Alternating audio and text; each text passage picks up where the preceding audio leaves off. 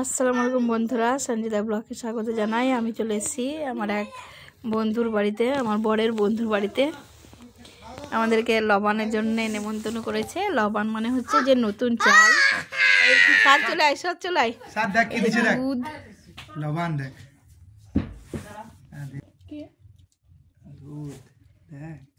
দুধ, চিনি দিয়ে কি করে খায়?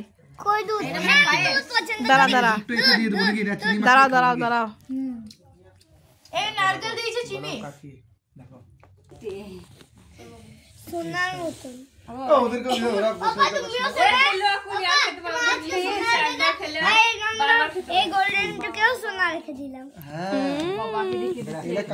কাঁসার থালা বলে এগুলো, এগুলো হাত দিবি না সবাই, কেন অনেক ঘেটে একটু প্লেটেই করবি। হ্যাঁ না না তো পারবে না।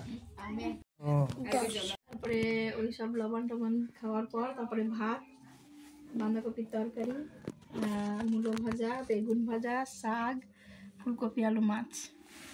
তো শুধু আমি আর আমার মেয়ে খাচ্ছি, বাদ বাকি কেউ খাবে না, ওরা পেট ভরে গেছে।